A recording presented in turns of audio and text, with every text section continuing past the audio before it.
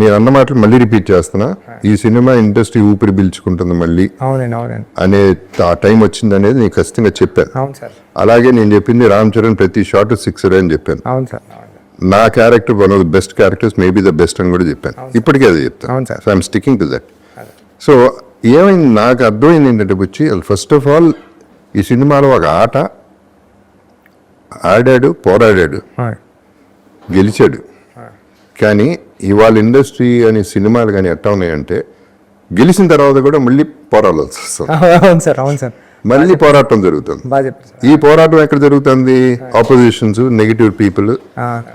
నా ప్రకారం first day, second day, almost third day వరకు కూడా పక్క ఆడియన్స్ అనేది థియేటర్ రావట్లేదండి. అది ప్రతి హీరో మూవీకి అది మామూలు, యుద్ధం తప్పుతలేదండి. అది తప్పదు. బట్ దీనికి ఎక్కువ, దీనికి అపోజిషన్ ఎక్కువైపోయింది.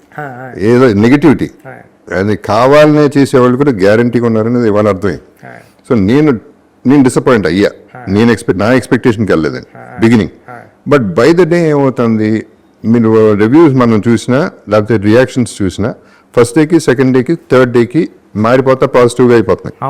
ఇప్పుడు ఆడియన్స్ వెళ్తున్నారు, ఫ్యామిలీస్ వెళ్తున్నారు, వాళ్ళు చెప్తున్నారు సినిమా చాలా బాగుందని. నిన్న కూడా రాత్రి ఎవరో 12-13 మందితో కూర్చుంటే అందులో అంత బాగుంటే సినిమా బాగాలేదంటారని ఫ్యామిలీస్ అవుతున్నారు. సో ఇది యాక్చువల్ ఆడియన్స్ రావడానికి టైం పడుతుంది ఎప్పుడు కూడా. ఫస్ట్ చరణ్ ఫ్యాన్స్ వస్తారు, నీ వాట్ ఎవర్ ఫ్యాన్స్ వస్తారు, అపోజిషన్ ఫ్యాన్స్ వస్తారు.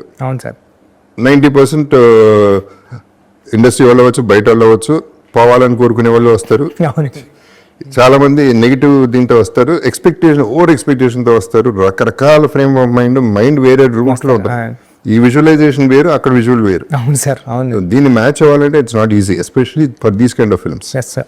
రైట్, కమర్షియల్ ఫిల్మ్స్ 50 మందిని కొట్టాడు హీరో, ఇవన్నీ విజిల్స్ క్లాప్స్ పడే సినిమా కాదు. ఇది ఫీల్ అయ్యింది. ఈ ఫీలింగ్ బయటికి రావాలంటే మనకి టైం పట్టింది. అలాగా 1 day పట్టింది, 2 days పట్టింది సార్. 2 days పట్టింది ప్రీమియర్ తో పాటు. ప్రీమియర్ తో పాటు నెక్స్ట్ డే అనేది ఒకటే ఫ్రైడే నుంచి పట్టేసుకుంది సార్ సినిమా. అది. So that is a good thing.